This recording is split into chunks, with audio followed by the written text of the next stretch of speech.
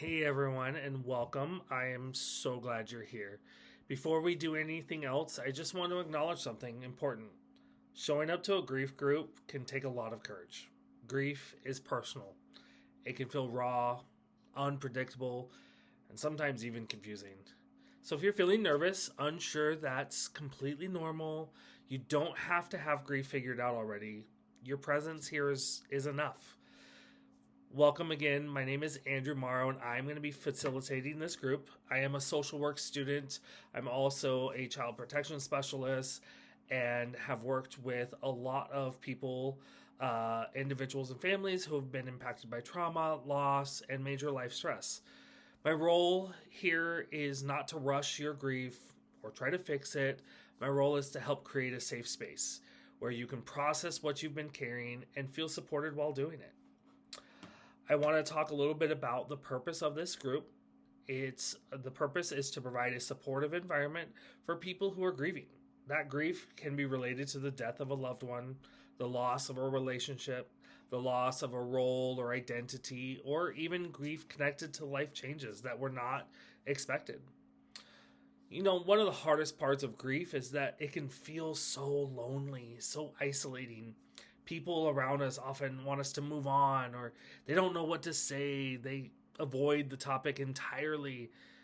Well, this group exists so that you don't have to carry your grief alone, and you can learn some tools to cope with the grief in healthy ways. So let me explain how this group's going to work. You know, this is a closed group, which means once we begin, we will not be adding new members. This really helps build trust, consistency, and creates a safe environment for us so we know who's going to be here each week. We are going to meet once per week for the next 8 weeks, and each session will be about 60 minutes. We'll begin and end as on time as consistently as possible. Each session is going to include a short check-in, a topic for the week, discussion and reflection of that topic, and a short little grounding exercise so we can close in a good way. It is important to understand you will never be forced to share. Some people really prefer to listen before they start sharing, and that is completely welcomed here. But it is also important that everybody has the chance to share, and we want to make sure that everybody feels safe to share.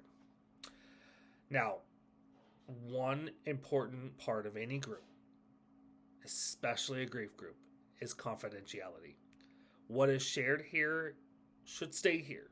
That means we do not share names, stories, or personal details outside of this group.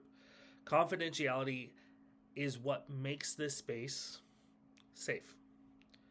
However, I do want to be transparent about the limits of confidentiality.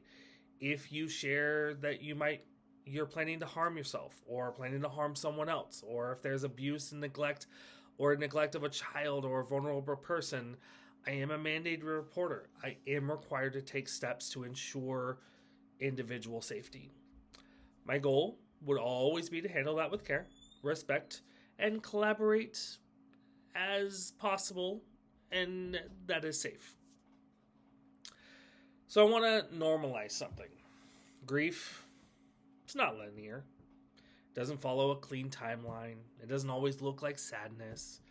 Grief shows up in many different ways. Anger, guilt, anxiety, exhaustion, numbness, difficulty concentrating, irritability, or even feeling fine one moment and then overwhelmed the next. Now, based on your responses, I could tell that some of you have been feeling some of these feelings. None of these responses mean you're doing grief wrong. In this group, we will honor that each person's grief is real and valid. Now, to keep this group safe and respectful, here are a few expectations. We speak respectfully to one another. We don't interrupt. We avoid giving advice like you should or at least. Those phrases, they unintentionally minimize grief. We use I statements whenever possible. We allow space for silence. And we give one another permission to feel whatever we feel.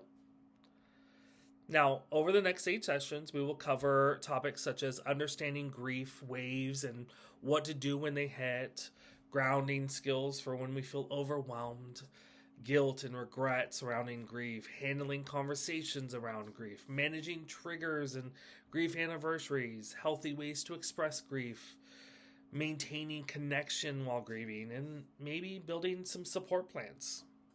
Again, the goal is not to get over grief.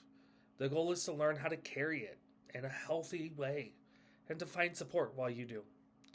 Before we wrap up, I want to say this. Grief changes us.